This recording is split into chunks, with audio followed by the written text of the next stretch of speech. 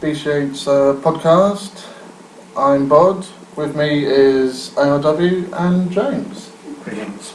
Good evening. This week we're going to drag BCH into the current Marvel era and reviewing 4 comics at random that I've recently gone through. Just giving some thoughts and discussion on that. So, are we talking about new comics that might be out now and James and I haven't read? Yeah. Just checking. You know, there are more recent issues of these comics, but they don't get as Daredevil. They don't get as more recent than this. To be fair, I just feel I've been dragged in the 21st century. I mean, I'm still back in the 70s. You are. First up, we've got the infamous Iron Man. To give you some background of this title, it follows events from Secret Wars, which is currently being covered in the Ultimate Marvel collection, the Black collection we call it, and that's the current issues being released. So, following the events on that, where Doctor Doom, as he's had previous of, took pretty much a leading role in that series. Following that, he then befriended Tony Stark, following what we'll say is a change of faith, and then following the events of Civil War II, where Tony Stark is no longer around, the void of Iron Man was left somewhat vacant. We have Riri Williams playing Ironheart, who steps into the shoes from the heroic end, but Victor Von Doom himself thought maybe he should fill that breach. And so infamous Iron Man follows Victor Von Doom's attempts at rejuvenating himself in the eyes of the Marvel Universe. There are appearances by The Thing, who doesn't come across particularly sympathetic in this view. Bearing in mind he has fought Doctor Doom many times over the years and is wondering what Victor's up to this time round, whereas Victor does seem quite genuine in his want to turn his life around and be seen as a more positive force for the universe. I think it sounds a bit odd, but John, it sounds like a really good concept. I like the idea that Victor Von Doom might want to rebrand himself as Iron Man. But partly it's riffing partly off things that were done with the Thunderbolts, for example, where you had, the iconic moment where you had this new team of superheroes, Thunderbolts, who were in one of the great reveals of all comics, revealed to be the Masters of Evil, and they basically just changed their costumes and had slightly different powers. So you had things like Power Man, what do you call that? But then he became Atlas, didn't he? The hero. So it was the idea of basically taking villains and turning them into heroes. That was one of the major leap forwards in doing it. I think Doom is interesting because Doom has, in the early days, like a lot of Marvel villains, was just a snarling supervillain and megalomaniac. Nothing wrong with that. No, it is. But one of the Marvel has progressively developed them. So, for example, Magneto got massively redefined as being a Holocaust survivor, which gave him a completely different depth to his views about the genetic war. With Doom, it's interesting. I don't know if I would want to see himself in this way, though, because I think one of the things that's doing this, he's just got such a huge view of how he operates on his planning level as an actual world power and ruler in his own right. He is a sovereign power. He's actually the leader of a nation, unlike many. T'Challa might be speaking. That is a previous state for him now. He's no longer. So it's moved on, but it's also the fact that he's also got this huge overweening ambition. This is the guy who mugged Galactus and stole the power cosmic directly from Galactus, and indeed from the Surfer on a lower level. I'm not sure if it spoils anything for ARW here, but basically in Secret Wars, because the multiverse worlds were disappearing, which was covered in Time Runs Out parts 1, 2 and 3, Doctor Doom along with Stephen Strange created one world out of all the worlds. He was effectively God. Doctor Strange was his commander-in-chief. And all the various elements of those worlds were kind of there, but it was a failed experiment basically, and this kind of title was kind of really come off the back of that, where he's kind of questioned his direction. And, Also thrown into the mix is Victor Von Doom's mother. We have the Ultimate Universe Reed Richards, which, as we may or may not know, is a villain called the Thinker, and this is Reed Richards who dumped him, and between him and his mother, they clearly have plans for Victor Von Doom that he is not currently aware of, and in this title he does go through various B-list villains, and I think if it was down to him he would eradicate them, but due to various other people involved in his life, which I think he hangs around to keep himself in check, he takes a slightly less lethal approach to them. But he's basically, you know, here I am, I'm a hero now, why can't you just accept me? And he, you know, starts off by, you know, shutting down these B-list villains. It's a really good title. It just, you know, every time I read a Doctor Doom book, be it his own title or he's turned up in it, he just, you know, starved the show every time. This is a man who killed one of his own sort of key players and henchmen in order to avoid him damaging a piano. Yeah, he's come a long way. Yes, can't argue with that. That logic. Yeah. But he was, he's a fascinating character. I mean, I remember that one where, I can't remember if we talked about it in previous BCH, where he and Stephen Strange go to hell in order to rescue his mother from Mephisto. Quite interesting. Yeah. The art style that was a bit rope. Yeah, I think we have talked about that. Yeah, definitely. But the concept is interesting. He's fascinating. I mean, he was in the first Marvel I ever read, which was the 1970 Fantastic Annual, which is his origin story. And it is such a rip-off of things like, you know, classic Gothic horror stories. It's the evil magical gypsies, basically, and the Man in the Iron Mask being welded together. The thing that gets me with Latvia is Latveria. Latvia real, Latveria not real. It's very much the world of Universal 1930s. Torch-bearing peasants, that's the way to absolutely, it's very much of that era, so I think there's the influence of that. The next title we have is The Unworthy Thor. So I like the title already. Yeah, and now this, following, as we've mentioned previously, the introduction of the female Thor, Jane Foster. This is what's going on with our original Thor. What's his story? And it's a 5-issue miniseries taking place again after the events of the Secret Wars. It's a redemption story, but it leaves Thor in a place where he still hasn't got a hammer, he's still not Thor, he's the Odin son, but he's in a much more positive place than when we last saw him, where in the previous pre-Secret Wars series, Malekith chopped off his arm, and he went back to using the axe. He's riding his goat for the cosmos. So he's riding his goat? He's riding his goat, Nasher. The mythical Thor did have a pair of goats, which pulled his chariot and could fly. And following the destruction of the Ultimate Universe, on the front cover here we can see another Mjolnir. This is the Mjolnir of what was the Ultimate Universe Thor, who has died, but the hammer came through the universe and survived. Right.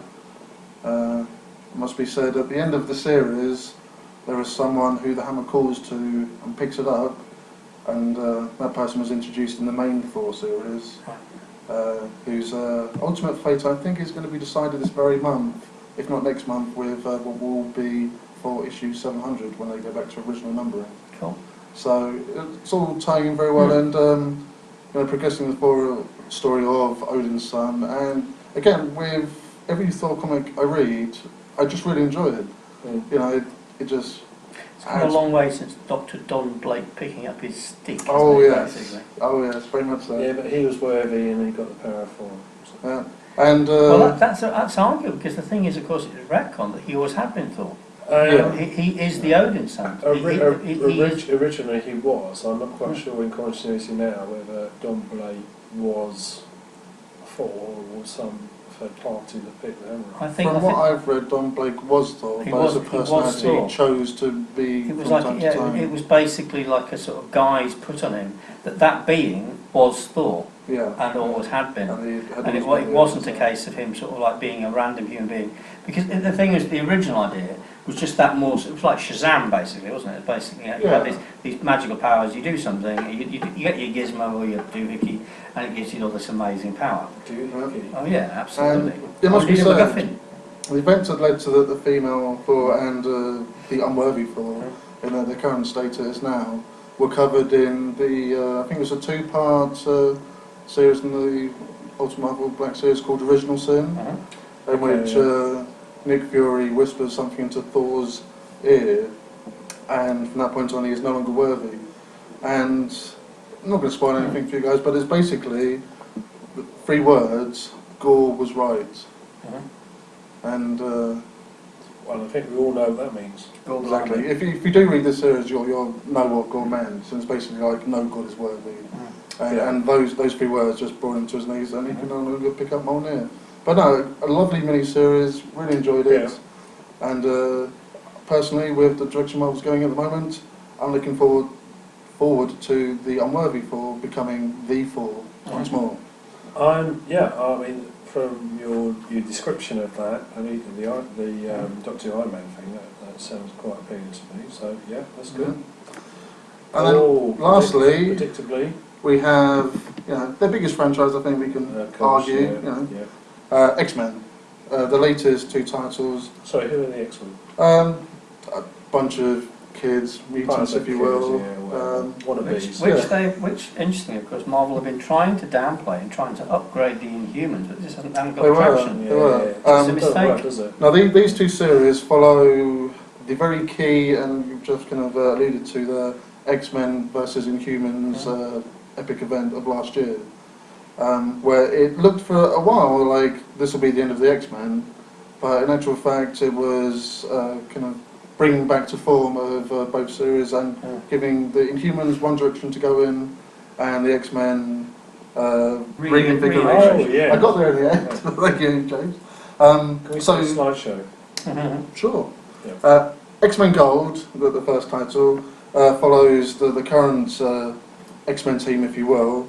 Led by Kitty Pryde, and we have Storm, Colossus, Nightcrawler, Old Man Logan, and I do forget her current name, do forgive me. I think she was called Hope. Rachel Gray, basically, Rachel Gray, okay. Who would be the new bestower of the Phoenix powers, now going under the name of Prestige. I think maybe as a bit of a remarketing brand, get away from the whole Phoenix identity and the negative connotations thereof. And in this series, I've got the first 6 issues here, and we have the Sentinels turn up. We have a very brief appearance of a brand new Brotherhood of Evil Mutants. Gambit turns up again, and basically what's happening is they're going back to being heroes. X-Men titles haven't really followed them being heroes for quite some time, so this is Marvel's attempt to get them back following the kind of heroic pieces in a positive light. And in the background we have a lady on TV who is bad-mouthing the mutants, they still be rounded up, etc, etc. She's the big bad of the whole kind of overall story. The X-Men are onto her, but of course they can't do anything about it publicly because she's covered her tracks too well. So we've had Trask turn up with a bunch of Sentinel technology and advanced AI nanobots. Because of Gambit's bumbling, the 2 mix together and therefore create a sentient nanobot-controlled Sentinel race, which is pretty bad news until they convince the Sentinels that they themselves are mutants, and they therefore kind of disengage themselves from a fight that the X-Men couldn't possibly win, because being nanobots they can just disperse across the whole city as they did indeed do.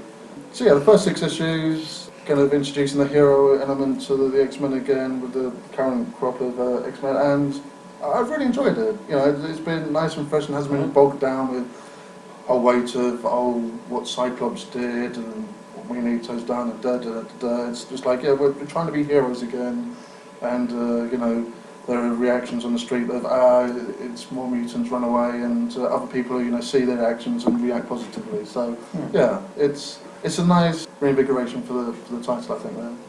It's a pity it's called X-Men Gold and not Uncanny X-Men, but you know, I suspect that will come in time. Yeah, I think it will come in time. Yeah. And then the sister title, X-Men Blue, which if they went back to normal titles, would probably just called The X-Men, follows the original 5 X-Men, which have been time displaced by the Beast, and we're talking time displaced within weeks of them having their first encounter with Magneto. Yeah. And they've been time displaced in order to prevent the future that the Beast foresaw for them, with Cyclops becoming a bad guy and all this kind of dark, gritty stuff they've gone through in recent years. First of all, the illustration on the cover is giving them costumes that look many, many years away from the early X-Men. Oh yes. So, for example, Angel is wearing a costume that he wouldn't wear for at least 20 to 30 years. Beast is back in sort of like his Hank McCoy, but without the mask part of his costume. Yeah. Jean Grey is wearing very definite Phoenix colours, as opposed to pure Marvel Girl. And Scott just looks about 9. Yeah. I mean, I think in this very issue here, issue 1, they're still trying to get used to calling themselves by their code names. Yeah. So they'll refer to themselves as Jean and not Marvel Girl, or Hank and not the Beast. She's interesting because, I mean, that's the thing with the cinematic adaptation. She's called Jean Grey. Whereas, of course, originally Marvel Girl becoming Phoenix, but she didn't publicly identify herself like that. Yeah. So it's one of the weird ones again. And again, not a good way to keep your secret identity secret, in my opinion. not so much. Now, the one problem we've got, obviously, we've got time-displaced X-Men. So if these are the original 5 X-Men, then how are they still around now at the ages they actually are? Yep. That's a big hole that I believe this series promises to address. Tellingly, the original 5 X-Men here have come under the tutorship of Magneto. Unbeknownst to them, Magneto is in the background building a time machine that will send them back to their own time. All experiments by modern day Beast and all and sundry have basically failed. And it's a nice series. I mean, the kind of original 5 X-Men have been in current time continuity for a few years now. I mean, that was the basis. They've gone for a few kind of costume changes, as you mentioned. That was the basis of X Factor. Yeah. It's an attempt to sort of like to get back to the basics. I was thinking of the ITV show. Sorry. No. The more things change, the more they stay the same. Absolutely. But it's great for Magneto's involvement because, you know, we know a secret that he's got from these X-Men. Is there more in the background that he's plotting? You know, he's never one to show his whole hand at any one stage. And again, it's these are still kids. They're still not fully up to speed with their powers. I think it says in this very issue, they're talking to Magneto, and they say, as far as we're concerned, we first met you a few weeks ago where you tried to kill us. And they've been thrown 30, 40 years into the future. And now they're kind of having to side with him because it's... And they haven't had the tutoring from Xavier. Yeah. There's no Professor Xavier around anymore. And it's a really good title. And I'm looking forward to seeing how they address the issue of these time-displaced X-Men with their memories that they can't have if they go back in time, in order for us to still have the current X-Men which are still around and have aged. So, I think both titles have got something good to add to the X-Men universe. Hank McCoy is going to be investing in Apple stock, isn't he? If he remembers. And maybe he will. It depends whether he's talking like the original Hank McCoy or the one that used the flowery language. The knuckle dragger, unfortunately. Cockney base. It is safe to say this guy is far more arrogant, far more scientific in his verbal approach. That's 4 titles from the fairly recent crop of Marvel that I've read, and I can thoroughly recommend each title. Cool. That sounds interesting. It's only be investigating those. So, yeah, my pleasure.